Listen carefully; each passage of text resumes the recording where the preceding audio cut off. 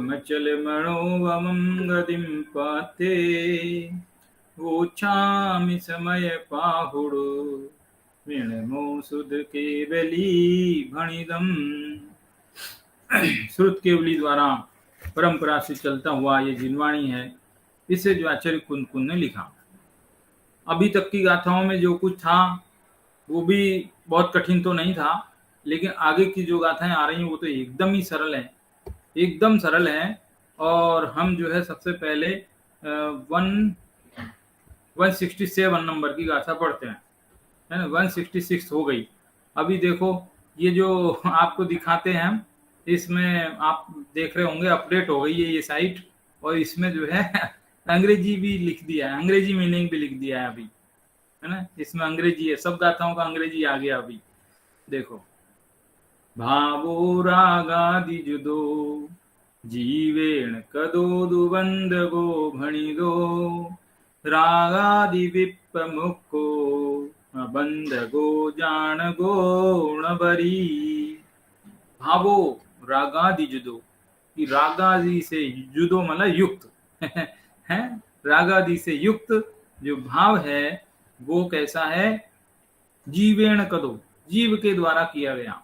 यदि जीव के द्वारा किया गया रागादि भाव है तो वो कैसा है। बंधगो, बंधक है। बंधक माने बंद करने वाला है, आश्रव बंद होता है उससे। ऐसा भणी दो यानी कहा गया है। अब तो सब सीधे सीधे पकड़ में आने लगे होंगे, सरल है ना, एकदम सरल है। फिर से देख लीजिए, जीवेण, सबसे पहले जीवेण ले तो ज्यादा इजी पड़ेगा। जीवेण मतलब जीव के द्वारा, कदो मन किए गए, रागादि जुदो मतलब रागादि से युक्त, भावो मतलब भाव, बंद को मतलब बंद करने वाले हैं, यानी कि उससे बंद होता है, ऐसा बणिदो मतलब कहा गया है। फिर कहते हैं रागादि विप्रमुखो। अब इसके अपोजिट वाली बात नीचे की पंक्ति में कह रहे हैं कि रागादि से जो विप्रमुक्त, विप्रमुक्त, विप्रमुक्त मतलब रहित, रागादि से रहित जो भाव हैं वे अबंधगो, अबंधगो मतलब बंधन नहीं करने वाले हैं। तो कैसे हैं कि नवरी जान गो, नवरी माने एकमात्र ज्ञायक हैं, केवल जानने वाले हैं, बंधन करने वाले नहीं है। बताओ, गाथा तो कुछ है ही नहीं, बिल्कुल सीधी सिंपल है। गाथा में तो बहुत ही सीधी बात है, सिर्फ इतना कहा है कि राग आदि से युक्त जो भाव हैं वे आश्रव के कारण हैं, उनसे बंद होता है। और राग आदि से रहित जो भाव हैं, यानी कि जिसमें राग का अंश भी मिला हुआ नहीं है, यानी कि सीधा कैसा हुआ, ज्ञान भाव हुआ। फिर तो ऐसा जो ज्ञानमय भाव है वो अबंधक है, वो ज्ञायक है, वो सिर्फ जानता है, वो कर्मों को करता नहीं है। कर्मों में एक का तो ममत्व, कर्तृत्व, भोक्तृत्व कुछ नहीं करता है, उससे फिर आश्रव भी नहीं होता, आश्रव नहीं होता तो बंध भी नहीं होता। इतनी सीधी गाथा है, एकदम सिंपल गाथा है। बताइए, इसमें तो कुछ करने जैसा है ही नहीं, एकदम सिंपल है। पहली बात तो गाथा ही सीधी है, लेकिन इसकी जो टीका है वो टीका इसको और अधिक सीधे कर देती है, एकदम सरल कर देती है, क्योंकि उसमें एक उदाहरण है बहुत सुंदर सा। उस सुंदर से उदाहरण से ये बात एकदम आसानी से गले भी उतर जाती है। वो क्या उदाहरण है, बहुत अच्छा उदाहरण है। वैसे तो मैं बोल के भी बता सकता हूँ, लेकिन किताब के शब्द हैं वो अच्छे हैं, इसलिए वो भी जानने योग्य हैं। देखो, आत्मख्याति टीका आचार्य अमृतचंद्र की, उसमें लिखा है कि जिस प्रकार लोह चुंबक पाषाण के संसर्ग से, लोह चुंबक पाषाण, चुंबक भी एक पत्थर का ही जाती है, पत्थर की एक प्रजाति है, इसलिए पाषाण। लोह चुंबक पाषाण के संसर्ग से लोहे की सुई में उत्पन्न हुआ भाव सुई को गति करने के लिए प्रेरित करता है। कितना सीधा और कितना प्रैक्टिकल और कितना सही सटीक उदाहरण उन्होंने चुना है। मैंने बहुत सोचा कि कोई और उदाहरण दिमाग में ही नहीं आ रहा, लेकिन इतना बढ़िया सीधा उदाहरण है। हम देखते हैं जगत में कि लोहा है, उसको चुंबक जो है क्या करता है कि उसको अपनी तरफ खींचता है। चुंबक के संपर्क में आया हुआ लोहा स्वयं उस चुंबक की तरफ गति करता है, उसको प्रेरित करता है गति करने के लिए। उसी प्रकार मोह राग द्वेष के संपर्क से उत्पन्न हुआ अज्ञानमय भाव ही, कितना सटीक एग्जाम्पल, उसी प्रकार मोह राग द्वेष के संपर्क से उत्पन्न हुआ अज्ञानमय भाव ही आत्मा को कर्म करने के लिए प्रेरित करता है। कितनी बढ़िया। देखो, कोई आत्मा है, वो आत्मा मोह राग द्वेष से युक्त है, ऐसी आत्मा को तो चुंबक समझो आप, ठीक है। रागादि युक्त भाव, इसमें लिखा है भावो रागादि जुदो, तो रागादि से युक्त जो भाव है वो तो चुंबक है एक प्रकार से। और जो अष्ट कर्म वर्गणा है, कारमान वर्गणा, लोकलोक में भरी हुई ठसाठस, वे कारमान वर्गणा है आपकी लोहे के समान। अब लोहा तो अपनी जगह रहेगा, उसको तो कोई हटा नहीं सकते। पूरे 3 लोक में जितनी भी कारमान वर्गणा है वो एकदम ठसाठस भरी है। कब से? कि अनादि काल से। कब तक? कि अनंत काल तक। अनादि से अनंत काल तक वो तो रहने ही वाली है, उसको कोई हटा नहीं सकता, वो तो रहेगी। अब क्या करना है कि अब वो चुंबक है ना, उसको हटाना है। तो चुंबक क्या है कि जो मोह राग द्वेष के भाव है वो चुंबक है। तो वो चुंबक के संपर्क में जैसे ही आएगा, कर्म आ जाएंगे। देखो, ज्ञान हमारे अंदर भी है, ज्ञान सिद्ध और अंतों के अंदर भी है, ठीक है। लेकिन हमारे अंदर ज्ञान के साथ में राग मिला हुआ है, उनके साथ राग नहीं मिला हुआ है ना। वे भी इसी लोक में हैं, अनंत तो लोक में, इसी मध्य लोक में ही है। और सिद्ध भगवान भी जो है लोक से बाहर तो नहीं है, वे भी लोक में ही है। तो अनंत और सिद्ध दोनों ही लोक में है। और लोक पूरा संपूर्ण जो है कार्मण वर्गणाओं से भरा हुआ है ना। तो भी उनके पास कर्म नहीं आ रहे हैं, कर्म से वो निराश्रय हैं, है ना, क्योंकि वो राग आदि से रहित है, चुंबक पना उनके अंदर नहीं है। ये चीज इतना बढ़िया सटीक उदाहरण से यहाँ पर समझाइए। ये जगत की इतनी सुंदर, इतनी ऑटोमेटिक व्यवस्था है। जैसे क्या होता है, हम अखबार में ये पढ़ें कि अरे फला फला कोई एक बहुत बड़ा हत्यारा था, उसने इतने लोगों की हत्या कर दी, उसने ये क्राइम कर दिया, उसने वो क्राइम कर दिया। हमको एकदम गुस्सा आ जाता है खबर पढ़ के, अरे साले को जान से फांसी चढ़ा दो उसको एकदम, है। उसके बाद उसके विरुद्ध नारे लगा देते हैं, ये कर देते हैं, उसको सजा क्यों नहीं हो रही। और मीडिया में और इसमें उसमें बहुत सारा। देखो, हमारे करने से होगा कि नहीं होगा वो बाद की बात है, कर्म उसको जरूर नहीं छोड़े, कर्मों का फल जरूर मिलेगा। कर्मों से तो कोई बच नहीं सकता, कितना भी कोई कुछ करे कर्मों से नहीं बच सकता। देखो, जब उसने अपराध किया था तभी उसी वक्त कार्मण वर्गणाओं ने उसे पकड़ लिया। अपराध के जैसे ही परिणाम उत्पन्न होते हैं, कार्मण वर्गणाएं ऑटोमेटिक खिसक करके अपने स्थान से उस आत्मा के पास चली जाती है। और देखो, ये भी गजब की बात है। मैं तो, यदि ये बात है ना, अपन 50 बार सुनते हैं, 50 बार सुनाते हैं, इसलिए उसकी जो फीलिंग है, उसका भाव भाषण है, वो कमजोर पड़ गया। लेकिन उसको सोचो ना गंभीरता से, तो बहुत आश्चर्य होता है, अद्भुत। कैसा आश्चर्य होता है, सोचो। जैसा कि आप जादूगर होता है ना, वो जादूगर जादू से कुछ दिखाता है। जैसे खाली डब्बा है, खाली डब्बे में दिखाता है कुछ नहीं है ना, हाँ जी कुछ नहीं है, फिर उसमें से कबूतर निकाल लेता है। फिर हमको कैसा लगता है, ओहो ओहो ओहो, गजब हो गया, गजब हो गया, बहुत आश्चर्य लगने लगता है। ठीक इसी प्रकार का आश्चर्य लगेगा इस बात को यदि गहराई से सोचेंगे। कैसे? देखो, थोड़ा सा सोचो। जैसे ये जो कार्बन वर्गना है, ये पूरे 3 लोक में है ना, हमारे इर्द गिर्द भी है ना, यहाँ भी है, जहां मैं बैठा हूँ वहां भी है, सब तरफ है। दिखती तो नहीं है हमें, नहीं दिखती है, दिखती भी नहीं है और मौजूद भी है, ठीक है। और कितनी गजब की इनकी व्यवस्था है कि उस कार्बन वर्गना को न जाने कैसे मालूम चलता है कि किस जीव ने कौन सा पाप किया है, तो कौन सी कार्बन वर्गना जाएगी, है, और कौन सी जाएगी, कैसा फल देगी, कम देगी, ज्यादा देगी, कब देगी, उसका टाइम भी फिक्स है, उसका देने का टाइम भी फिक्स है, कितना फल देगा वो भी फिक्स है। गजब की बात है भाई।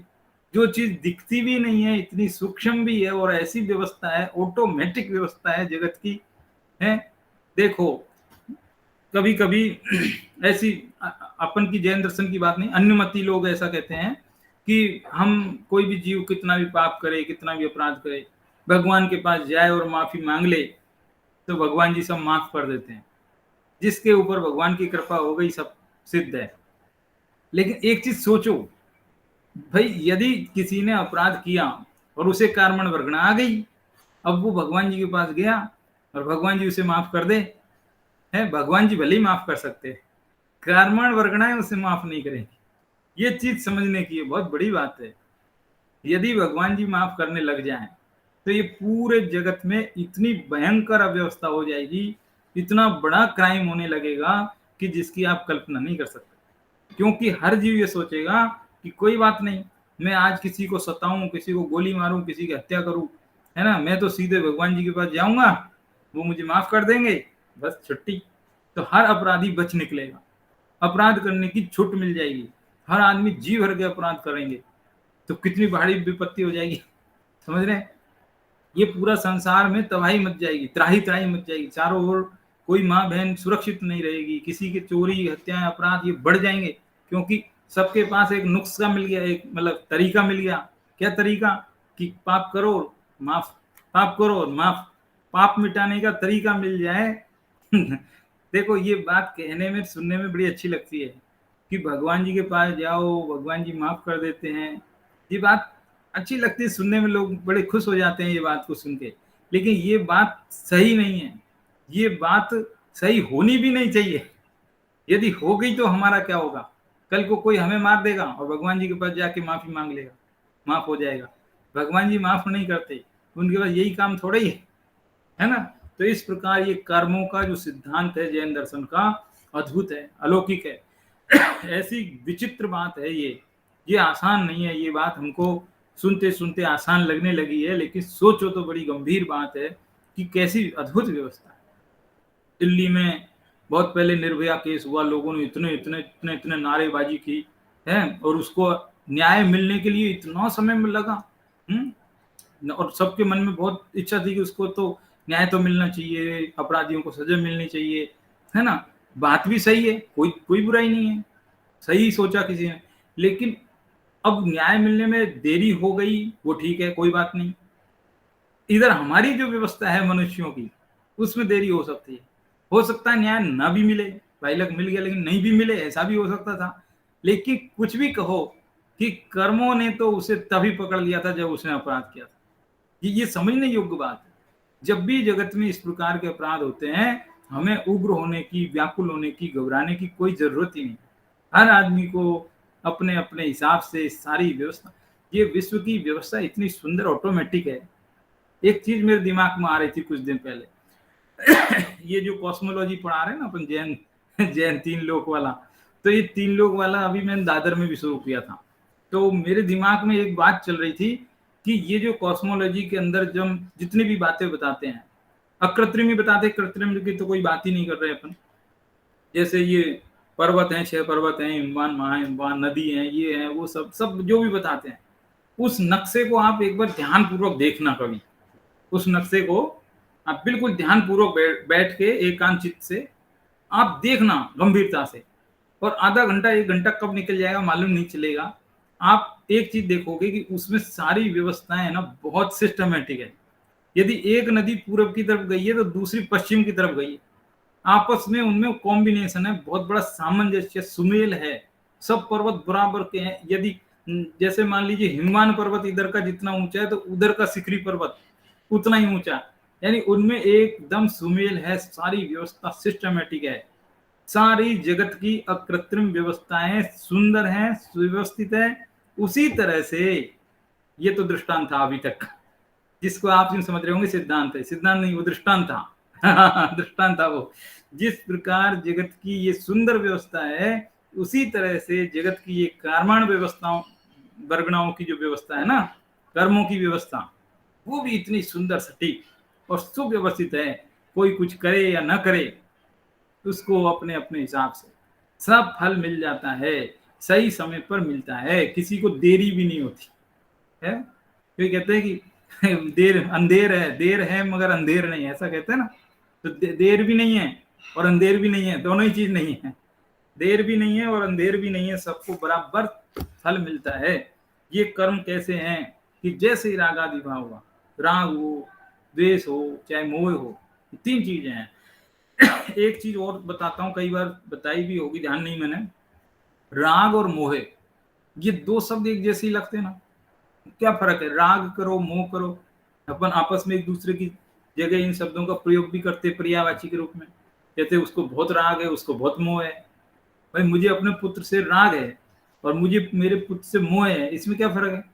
दोनों एक जैसे ही लगते हैं। तो इनमें कुछ तो फर्क होगा कि फर्क है, बहुत बड़ा फर्क है। जो मोह है वो दर्शन मोह का मतलब रिप्रेजेंटेटिव है, उधर जो राग है वो चारित्र मोह के अंदर आता है।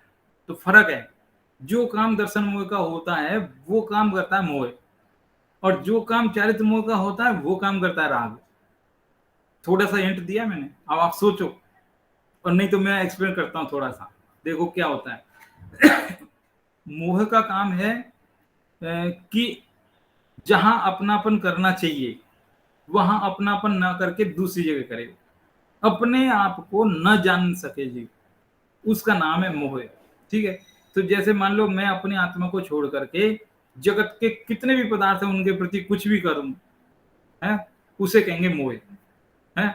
लेकिन वो जो राग है ना, वो आत्मा को जानने के बाद भी हो सकता है, क्योंकि वो चारित्र का है। कोई आत्मा को भी जान सकता है, उसके बाद भी राग हो सकता है। जैसे जैसे रामचंद्र जी थे, रामचंद्र जी तो सम्य दृष्टि थे, लेकिन फिर भी उनको अपने भाई से राग था ना। तो अब देखना, अब इसी सेंटेंस को मैं अब फिर बोलता हूं, रामचंद्र जी को अपने भाई लक्ष्मण से बहुत राग था, ये सेंटेंस करेक्ट है।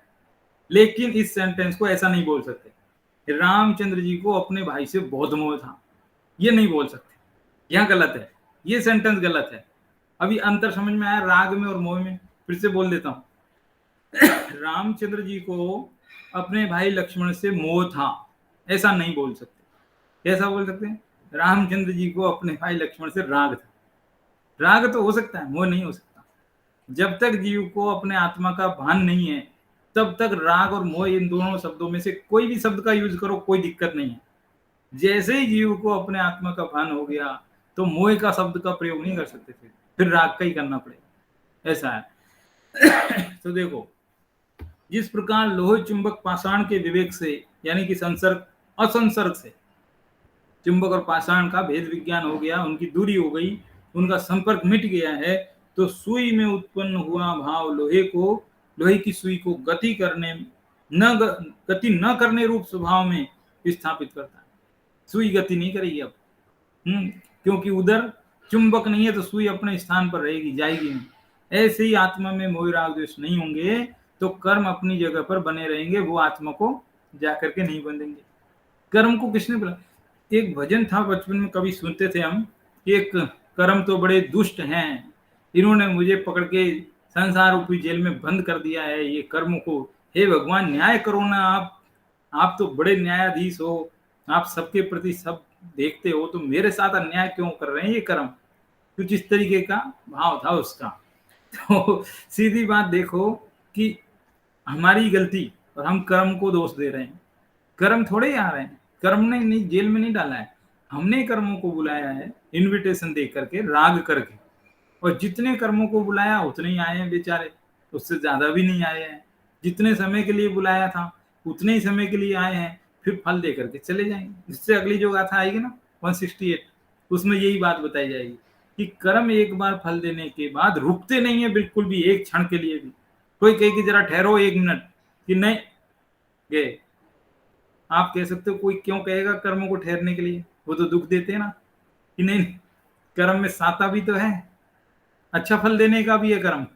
तो मान लो जब साता का उदय चल रहा है और जब उसकी समाप्ति होने को जा रही है, अब साता शुरू होने वाला है, तो क्या कहेगा जी, अरे ठहरो ना जरा, 1 दिन और ठहर जाओ, 1 दिन और साता मिल जाएगी मेरे को। नहीं रुकेगा कर्म, साता के लिए भी नहीं रुकता, असाता के लिए भी नहीं रुकता, वो तुरंत फल दे करके चला जाता। ये बात अगली गाथा में आ रही है। अभी तो इस गाथा में कह रहे हैं कि जो जीव के द्वारा रागादि भाव वाले जो किए जाते हैं, वे भाव ही जीव, ये रागादि के बंधक हैं, नहीं कर्म के बंधक हैं, कर्म के आश्रव करता है, आश्रव अधिकार है ना ये, इसलिए। अब इसमें क्या कह रहे हैं, इसलिए यह सिद्ध हुआ कि रागादि भावों से मिश्रित अज्ञानमय भाव ही कर्तृत्व का प्रेरक होने से बंद करने वाला है। ये अंतिम पैराग्राफ है, 3 पैराग्राफ की छोटी सी है टीका, छोटे छोटे 3 पैराग्राफ है पहले ही पेज पर। तो ये जो कोई निष्कर्ष है, एक प्रकार से टीका का निष्कर्ष है। टीका अपन वैसे कम पढ़ते हैं, पढ़ते नहीं है ज्यादातर, लेकिन इसलिए पढ़ ली कि बिल्कुल सरल भाषा में ये टीका। यह सिद्ध हुआ कि रागादि भावों से मिश्रित अज्ञानमय भाव ही कर्तृत्व का प्रेरक होने से बंद करने वाला है। रागादि अमिश्रित ज्ञान भाव, तो अच्छा देखो, राग और ज्ञान मिल गए हैं, मिक्स हो रखे हैं, इसलिए उनमें सही भेद ज्ञान हो नहीं रहा अभी। लेकिन 1 मिनट सोचो कि जब उसमें से राग अलग हो गया तो अब क्या बचा है? बच्चे पहले पूछते ना, एक पेड़ पे तोता बैठा था, मैना बैठी थी, ऐसा, तो उसमें से एक उड़ गया तो क्या बचा, ऐसे ऐसे कुछ पूछते ना, तो इसी तरीके का प्रश्न है ये। क्या बचा? राग और ज्ञान, इनमें से राग हट गया तो क्या बचा? शुद्ध ज्ञान बचा सिर्फ। तो शुद्ध ज्ञान बचा तो वो ज्ञान कोई राग कर्तृत्व कर सकता है? नहीं कर सकता। यदि करे तो फिर ज्ञान ही नहीं रहेगा। समझ में आई बात? यदि ज्ञान है तो कर्तृत्व नहीं करेगा, और यदि कर्तृत्व कर रहा है तो वो ज्ञान कह ही नहीं सकते उसको, फिर वो अज्ञान हो गया। समझ में आई बात? इसलिए जो ज्ञान में भाव है, देखो, रागादि अमिश्रित, राग से मिश्रित नहीं है, जो अलग हो चुका है, एकदम सेपरेट हो गया है, ऐसा ज्ञान भाव तो स्वभाव का प्रकाशक होने से मात्र ज्ञायकी है। मात्र ज्ञायकी, रंच मात्र भी बंद करने वाला नहीं है, ऐसी बात है ना? वो ज्ञान भाव जो भी कर्म का उदय चल रहा है उसे मात्र जान लेता है, उसमें कुछ भी सुख दुख नहीं मनाता है, अच्छी बुरी की कल्पना नहीं करता है, हे उपादेय नहीं मानता है, बल्कि वो ये सोचता है कि मुझे तो इन सबसे ही दूर होना है, इनमें मेरा कुछ भी नहीं है। इस प्रकार वो सब रागादि से अकर्तृत्व उसके अंदर आ जाता है। समझ में आई बात?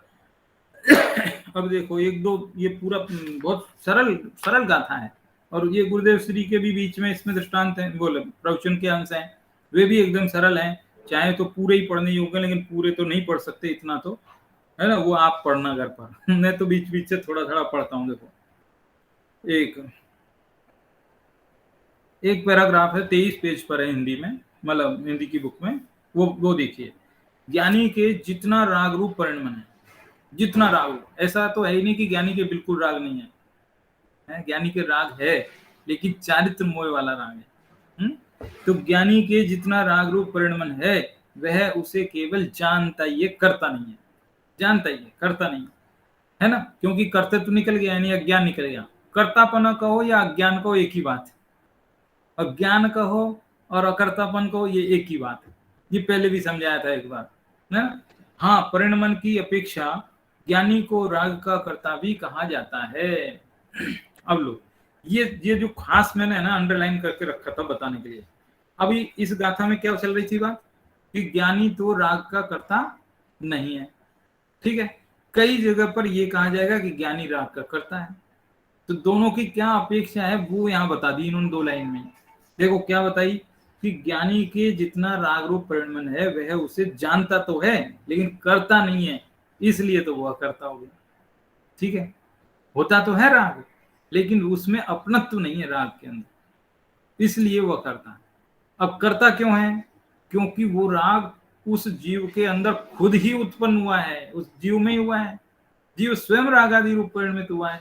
तो इस दृष्टि से देखा जाए तो वास्तव में वो जीव ही उसका करता है। जीव करता नहीं तो फिर कौन है करता? वही तो है, क्योंकि उसी के अंदर हुआ है वो। तो जिसके अंदर राग हुआ है, जो स्वयं राग रूप परिणमित हुआ है, यदि उसे करता नहीं कहेंगे तो और किसको कहेंगे करता? जिम्मेदारी उसकी है, सारी रेस्पॉन्सिबिलिटी उसकी है। इसलिए देखा जाए तो ज्ञानी जीव राग का करता है, देखा जाए तो क्योंकि जिम्मेदारी उसकी है। लेकिन वो जिम्मेदारी से कहता है कि हाँ जिम्मेदारी मेरी है, लेकिन मैं इसमें कुछ भी नहीं हूँ, ये मेरे कुछ भी नहीं है, रागादि मेरा कुछ नहीं है, मैं भी रागादि का नहीं हूँ, न रागादि मेरा कुछ करता है न मैं रागादि का कुछ करता हूँ। इस दृष्टि से वो अकर्ता ये बना रहता है। दोनों बातें आ गई, कर्ता अकर्ता दोनों आ गई। देखो कितनी मिलती जुलती बात है। कर्ता कर्म अधिकार पढ़ा था, तब भी आश्रव की बात आई थी। अब आश्रव अधिकार पढ़ रहे तो भी ये कर्ता कर्म बीच में आ जाता है। तो इस प्रकार की बात है। सारांश यह है कि स्वभाव से तो प्रज्ञा ब्रह्म स्वरूप भगवान सदा अबंध स्वभावी ही है। अबंध स्वभावी है, किंतु रागादि रूप पुण्य पाप के भावों के साथ एकत्व बुद्धि के कारण अज्ञानी को अज्ञान में भाव उत्पन्न होता है। क्यों होता है? क्योंकि जो पर भाव हैं, जो पर द्रव्य के आश्रय से हुए भाव हैं, उनके साथ इस जीव की एकत्व बुद्धि है, इसलिए उसको अज्ञान में भाव उत्पन्न होते हैं। और इन अज्ञान में रागादि उत्पन्न होने में प्रेरक होने से फिर बंधक है, उससे फिर वो बंधता है, बंधन का काम करने वाला है। राग में एकत्व रहित, राग से भिन्न पृथक पड़ा हुआ भाव स्वभाव का प्रकाशक है। राग नहीं होगा, अपने आत्मा को जान लेगा। जब तक राग है मुश्किल होती है। कौन सा राग? अनंतानुबंधी वाला, दूसरे राग की बात नहीं, सिर्फ अनंतानुबंधी वाला। पुण्य पाप से अलिप्त भाव स्वभाव का प्रकाशक है। स्वभाव को प्रकट करने वाला होने से केवल ज्ञायक है, किंचित भी बंधक नहीं। जिसने संपूर्ण राग द्वेष सबसे अपना नाता तोड़ा है वो अपने स्वभाव को जरूर पहचान लेगा। और जब तक उसके मन में ये रहे कि ये राग से मुझे फायदा होगा, ये राग करने से मेरा भला हो सकता है, एक दिन मुझे इसके परंपरा से मुक्ति मिल जाएगी, तो ये मानने से वो राग के प्रति उपादेय बुद्धि बनी रहती है, जो कि अज्ञान का कारण है। अज्ञान से फिर कर्तृत्व होता है, फिर उससे आश्रय होता है, आश्रय से बंद होता है। ये श्रृंखला चलती रहती है, ये परंपरा चलती रहती है। तो इस प्रकार से इस छोटी सी गाथा में इतना कहा गया कि आश्रव है जो मूल रूप से हमारे आश्रव मोह राग द्वेष ही है, इसके अतिरिक्त आश्रव और कोई चीज नहीं है। कितनी सीधी बात है। कर्मों को आश्रव कहना वो स्थूल कथन है। हमारे आत्मा में जो अशुद्धि उत्पन्न हुई है, मलिनता उत्पन्न हुई है, विकार उत्पन्न हुआ है, वही असली आश्रय सूक्ष्म कथन है। सब देखो, जब मोक्ष दूसरी जगह नहीं है, हमारी आत्मा में है, तो आश्रय भी दूसरी जगह क्यों होगा? वो भी हमारी आत्मा में। देखो, मोक्ष का विरोधी है बंध और बंध का विरोधी है मोक्ष है। जब दोनों में से एक चीज हमारी आत्मा की ही पर्याय है तो दूसरी क्यों नहीं होगी? यूं कहते हैं ना, मोक्ष कहीं दुनिया में नहीं है, मोक्ष तो हमारी आत्मा की पर्याय है। तो बंध भी आत्मा की पर्याय है। बंध आत्मा की यदि विकारी पर्याय है तो मोक्ष आत्मा की निर्मल पर्याय है। ऐसा है, सीधा सिस्टम है एकदम। इस प्रकार से ये आपकी 167 नंबर की गाथा हो गई। छोटी गाथा थी, है बहुत छोटी है, अगली भी छोटी है और बहुत सरल सरल गाथा, एकदम सरल, बहुत शॉर्ट एंड स्वीट, और एकदम एग्जाम्पल ऐसा दिया है, एकदम सटीक। अगली गाथा इससे भी छोटी और बहुत रोचक, उसमें भी दृष्टांत से तुरंत बात गले उतार देते हैं, इसलिए वो गाथा भी एक बार पढ़ के देख लीजिए। देखो कौन सी है अगली, 168 नंबर। पक्के फलम मी पड़िए जहन फलम बज्जये पुणो विंटे जीवस्य कम भावे पड़िए न पुणोदय मुवेदी। जीवस्य कम भावे पड़िए न पुणोदय मुवेदी। कुछ छूट तो नहीं रहा है अक्षर। जीवस्य कम भावे पढ़िए न पुणो दयमुवेदी। ठीक है। देखो इसमें क्या है, एक एक शब्द का अर्थ देख लीजिए। पक्के यानी पक्व, परिपक्व, पका हुआ फल।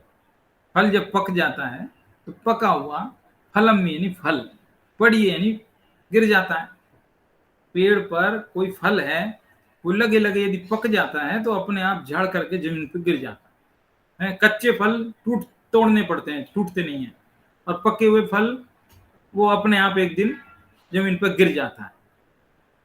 तो पके हुए फल के जमीन पर गिर जाने पर जह माने जिस प्रकार वो फल पिंटे, इसी गाथा की सबसे अंतिम शब्द है, मतलब पहली लाइन का सबसे एंड में विंटे। विंटे माने वृंताक, संस्कृत में वृंताक बोलते हैं, हिंदी में समझो डंठल। जो पेड़ पे जहां से वो पकड़ में आता है उसको डंठल क्या बोलते हैं, जो भी। तो पेड़ की डंठल पर पुणो यानी फिर से, न माने नहीं, सब सारे शब्द मिल रहे हैं ना पहली लाइन में ही सारे है। विंटे मतलब डंठल पर, पुणो मतलब फिर से, न माने नहीं, बज्जे यानी बंधता है। एक बार पेड़ से फल गिर गया फिर दोबारा उस पेड़ पे जुड़ता है क्या? जाके दोबारा जाके नहीं टंगता है। कोई चाहे कि फेविक्विक से चिपका दे इसका, नहीं चिपकेगा। एक बार पेड़ मतलब चिपकेगा, चिपक जाएगा, लेकिन वो असली बात नहीं रहेगी। जो उस फल को क्या बोलते हैं, पोषण मिलता है पेड़ के साथ लगे रहने पे, वो पोषण नहीं मिलेगा। आप फेविक्विक से चिपका दो बोले, वो बात नहीं रहती। पेड़ से अलग ही है वो। तो पेड़ से फल गिर जाने पर जह माने जिस प्रकार वो फल, पुणो माने फिर से, विंटे माने पेड़ की डाल पर, न माने नहीं, बज्जे माने बनता है, दोबारा नहीं बनता है। उसी प्रकार से क्या होता है, जीवत्स कम भावे, जीव के कर्म भाव में, जीव के कर्म भाव में पढ़िए, परिणमित हो जाने पर, जीव का कर्म भाव का जब उदय आ जाता है, कर्म भाव रूप जीव परिणमित हो जाता है, तो न माने नहीं, पुणो माने फिर से, उदयम अवेदी, उस कर्म का दोबारा फिर से उदय नहीं आता। एक बार उदय आ गया, आप फल देकर के चला गया तो चला गया, अब दोबारा से उसका उदय नहीं आएगा, क्योंकि वो आत्मा को फल देकर के तुरंत छोड़ करके चला जाता है, रुकता नहीं है, छोड़ के तुरंत चला जाता है ना। ये तो वह शब्दार्थ। इसका हिंदी भावार्थ, हिंदी पद्यानुवाद अपन ने पिछली गाथा का भी नहीं पढ़ा, इसलिए 167 और 168 दोनों का हिंदी पद्यानुवाद में पढ़ देता हूं। जीव कृत रागादि ही बंधक कहे हैं सूत्र में, रागादि से जो रहित वह ज्ञायक अबंधक जानना। पिछली गाथा है। अभी की गाथा। पाप फल जिस तरह गिर कर नहीं जुड़ता वृक्ष से, बस उस तरह ही कर्म खिर कर नहीं जुड़ते जीव से। कितना एकदम इजी गाथा है, बहुत सरल गाथा है एकदम। पूरी बात गाथा में ही आ गई, कुछ बचा ही नहीं देखा जाए तो। जिस प्रकार फल निकल गया अब वापस नहीं जुड़ सकता, एक बार जिस कर्म का उदय आ गया वो अपना फल दिया, वो कर्म निकल गया, ठीक है। अब उस फल का दोबारा तो उदय आएगा नहीं, और उस फल के उदय आने पर जैसे भाव होते थे वैसे भाव भी दोबारा नहीं होंगे। आप कहोगे चलो दोबारा मत हो, कोई बात नहीं, लेकिन पहली बार में जो भाव हुए थे वो थोड़े जरा 1-2 सेकंड के लिए थोड़ा एक्स्ट्रा रुक सकते हैं क्या?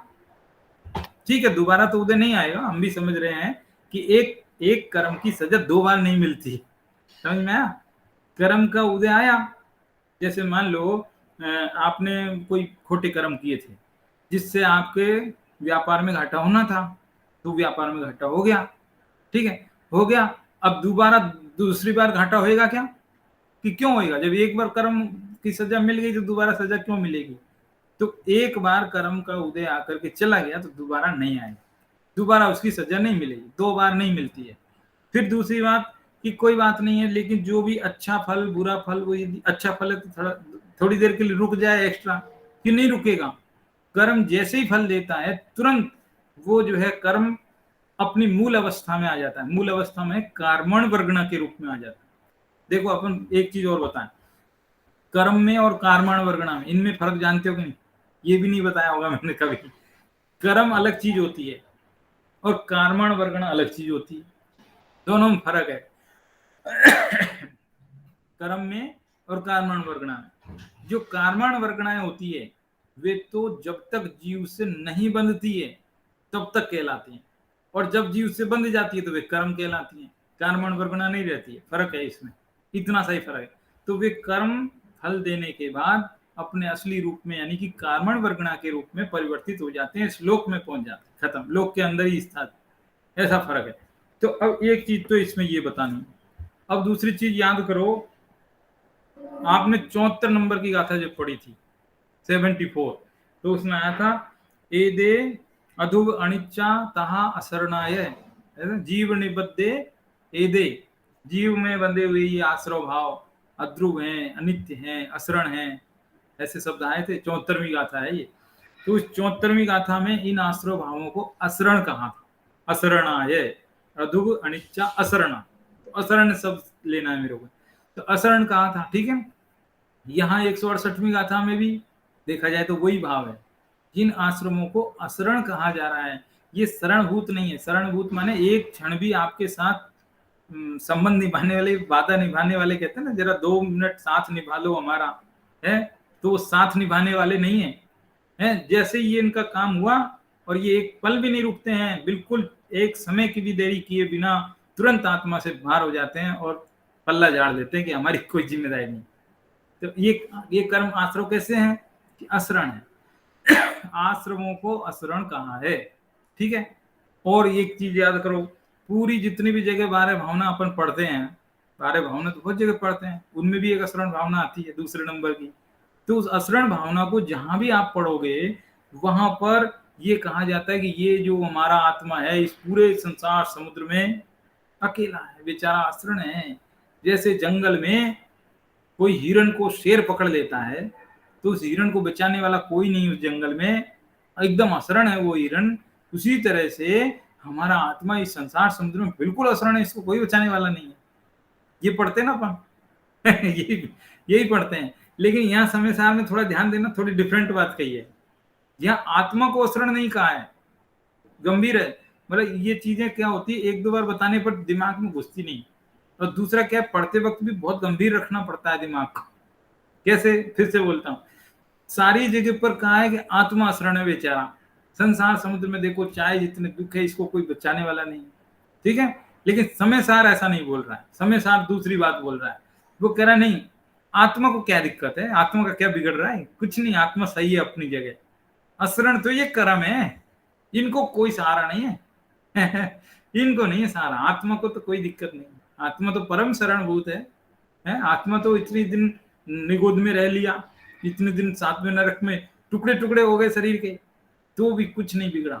इस आत्मा का कुछ नहीं बिगड़ सकता है, ये तो अविनाशी तत्व है।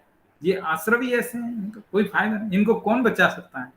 ये जैसे ही फल देते हैं तुरंत चले जाते हैं, बिल्कुल साथ नहीं निभाते हैं, है ना। तो ये आत्मा, सॉरी, ये कर्म आश्रव असरण है। इस बात को इन्होंने ये पेड़ पे जो पका हुआ फल है उसके एग्जाम्पल से बताया कि पेड़ पे फल गिर गया, फिर दोबारा नहीं टीका पढ़ने की आदत नहीं है अपन, क्योंकि टीका पढ़ने से कठिन हो जाती है ना बात। मैं तो अपने शब्दों में आपको समझा देता हूँ। एक चीज तो ये हो गई। अब दूसरी चीज ये समझो कि यहाँ पर सभी कर्मों की बात है कि जैसे मान लो क्रोध कर्म का उदय आया, थोड़ी देर जीव क्रोध रूप हो गया, फिर क्रोध का कर्म का उदय खत्म हो गया, तो जीव क्रोधित नहीं रह सकता, क्रोध में क्रोध कंटिन्यू नहीं रख सकता। मान लो कोई जीव क्रोधी रहना चाहे, रूठ जाए, कई बार बच्चे रूठ भी जाते हैं, तो रूठ जाए कोई बच्चा और थोड़ी समय के लिए रूठा रहे और माता पिता ध्यान नहीं देवे कि ठीक है कोई बात नहीं, तू रूठा रहे, हम भी नहीं मनाएंगे तुझे, फिर काफी समय निकल जाएगा, तो वो बच्चा ऐसा पॉसिबल नहीं कि वो रूठा हुआ ही रहे, ऐसा है, क्योंकि उस कर्म का उदय निकल जाएगा, तो कुछ नहीं हो सकता, ऐसी भी स्थिति है। चलो ये तो ठीक है, ये तो चलो छोटी सिंपल बात हो गई।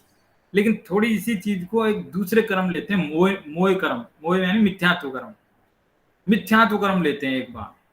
मिथ्यात्व कर्म का उदय आए तो जीव मिथ्यात्वी होता है, और वो मिथ्यात्व कर्म एक बार निकल गया माने सम्यक दर्शन हो गया। तो सम्यक दर्शन होने के बाद क्या मिथ्यात्व फिर से उदय में नहीं आता है? यही मीनिंग हुआ ना इस गाथा का। एक बार पेड़ का फल गिर गया तो फिर से पेड़ पे नहीं लग सकता है, तो क्या एक बार मिथ्यात्व निकल गया तो क्या जीव वापस मिथ्यात्व में नहीं जा सकता? कि जा सकता है, कोई दिक्कत नहीं है। तो फिर ऐसा क्यों कहा है गाथा में? कि गाथा में जो कहा है वो छायिक सम्यक दर्शन की अपेक्षा कहा है, औपसमिक अथवा छायोपसमिक सम्यक दर्शन की अपेक्षा नहीं कहा है। औपसमिक और छायिक सम्यक दृष्टि तो वापस मिथ्यात्व में आ सकता है, लेकिन छायिक सम्यक दृष्टि जीव मिथ्यात्व में नहीं आ सकता। ये अर्थ कैसे हुआ? ये अर्थ टीकाओं में हुआ है? टीकाओं में हुआ है क्या? टीका में तो स्पष्ट नहीं लिखा, लेकिन इसका जो हिंदी भावार्थ पंडित जयचंद जी छाबड़ा का, उसमें लिखा है, स्पष्ट लिखा है, अप्रतिपाती भाव से। अप्रतिपाती माने जो कभी ना छूटे, यानी छायिक सम्यक दर्शन। और देखो, यदि ये जो जयचंद जी छाबड़ा की एक पुरानी जो ढूंढारी भाषा में जो पांडुलिपि है, उसमें जो ऐसे शब्द हैं वो सुनने में अच्छे लगेंगे आपको, इसके लिए पढ़ के सुनाता हूँ। ऐसे जब जीव का मिथ्यात्व कर्म अनंतानुबंधी सहित सत्व में सू क्षय हो जाए, तब फेरी उदय आवे नहीं, तब ज्ञानी भया संता फेरी कर्म का करता नहीं। ढूंढारी भाषा है। ढूंढारी भाषा में लिखा है, क्या लिखा है कि जब जीव का मिथ्यात्व कर्म अनंतानुबंधी सहित सत्व में सु, सत्व माने सत्ता में से, एक होती है सत्ता, उदय, उदीर्ण, ये कर्म की 10 अवस्थाएं। सत्ता माने आत्मा के साथ में रहना, तो उस सत्ता में से भी क्षय हो जाए, यानी कि नष्ट हो जाए पूरी तरह। क्षय शब्द का यूज किया, उपशम नहीं किया। तब फेरी उदय आवे नहीं, फिर दोबारा उसका उदय नहीं आएगा। तो ज्ञानी भया माने ज्ञानी हो गया, होने के बाद फेरी मतलब फिर से कर्म का कर्ता नहीं होता, फिर से वो मिथ्यात्वी नहीं बनता। ये जो है छायिक सम्यक दर्शन की अपेक्षा से बात, छायिक सम्यक दर्शन की अपेक्षा ये बात कही है। एक बार मिथ्यात्व मिट जाए तो जीव वापस फिर संसार में वापस मिथ्यात्व की तरफ नहीं आता। यूं समझो कि जिसे एक बार छायिक सम्यक दर्शन हो गया वो संसार से अल्पकाल में, अत्यंत अल्पकाल में ही मोक्ष चला जाएगा। 3 या 4 जन्म कुछ बोलते हैं छायिक सम्य दृष्टि के लिए, इतने कम समय में वो मोक्ष चला जाएगा। वैसे देखा जाए तो मोक्ष की दूरी संसार से है, संसार से मोक्ष की दूरी कितनी, कि कोई बोलेगा कि यहाँ मध्य लोक पे कोई मुनि बैठे हैं और छपक श्रेणी में चढ़ रहे हैं, 8वें 9वें 10वें 11वें नहीं 12वें गुण स्थान की तरफ जा रहे हैं, तो अब उनका तो मोक्ष हो जाएगा, 7 राजू ही दूर है, क्या दिक्कत है। ऐसा कोई कहे तो क्या दिक्कत है। मध्य लोक से सिद्धशिला की दूरी मोटा मोटी 7 राजू, कि नहीं वो उसको छोड़ो, यदि वो एक साथ चलना चाहे तो अंतर्मूर्त में सारे गुण स्थान कवर हो सकते, अंतर्मूर्त में। तो संसार से मुक्त की दूरी अंतर्मूर्त की है, 7 राजू की नहीं। 7 राजू भी कह सकते हो, लेकिन देखा जाए तो अंतर्मूर्त की है। एक बार जिसे छायिक सम्यक्त हो गया वो फिर वापस मिथ्यात्व में लौटकर नहीं आएगा। एक बार फल टूट गया पेड़ से फिर नहीं जुड़ेगा है। एक चीज समझो, ये पेड़ से जो फल टूट कर गिरने वाली जो बात है, ये तो अपने उसमें साइंस में बहुत चलती है ना, क्या इसमें ग्रेविटी का सिद्धांत ग्रेविटी का सिद्धांत न्यूटन ने जो दिया था। न्यूटन बैठे हुए थे पेड़ पे, जो है एप्पल लगा हुआ था, वो गिर गया, तो उनको लगा कि ये धरती में भी कुछ ऐसी शक्ति है जो खींच लेती है अपनी तरफ। तो न्यूटन ने जो नियम दिया था वो ऊपर से नीचे की तरफ का नियम था, और हमारे ये कुंद आचार्य जो लिख रहे हैं वो नीचे से ऊपर की तरफ का है, और दूसरा है वो ऊपर से नीचे की तरफ वाला नियम बता रहे हैं या नीचे से ऊपर की तरफ का नियम बता रहे हैं। ये कह रहे कि जो जीव एक बार संसार से पार हो गया, जो मुक्त हो गया, समझो लौट के संसार की तरफ दोबारा काम ही नहीं, उसका दोबारा काम ही नहीं। उदाहरण तो फल का दिया है, ऊपर से नीचे गिरने वाला है ना, लेकिन यहाँ कह रहे कि जो नीचे से ऊपर चला गया, यानी एक बार मुक्त हो गया फिर दोबारा लौट के संसार में नहीं आएगा। कोई कितना ही प्रयास करे नहीं आएगा, लौट ही नहीं सकता। देखो ये विविध भारतीय दर्शन है। उन दर्शनों में एक दर्शन की ऐसी मान्यता है कि ये जीव मोक्ष में जा रहे हैं जा रहे हैं जा रहे हैं, तो धीरे धीरे यहाँ संसार में जीवों की कमी हो जाएगी, कम हो जाएंगे जीव। जब जीव कम हो जाएंगे तो फिर ये संसार की सारी व्यवस्था कैसे चलेगी। तो ब्रह्मा जी वगैरह सबको चिंता होने लगती है कि क्या करे क्या करे। तो वो 100 कल्प काल के बाद में वो जो मुक्त हुए जीव है उनमें वापस कर्म कालिमा से उनको वापस मलिन करके फिर संसार में डाल देते, चलो हो गया तुम्हारा एक्सपायरी डेट खत्म, अभी तुम वापस जाओ, वापस तपस्या करो, साधना करो, आत्मा को जानो पहचानो, फिर मोक्ष में आना जाओ। हंसी आती है ना।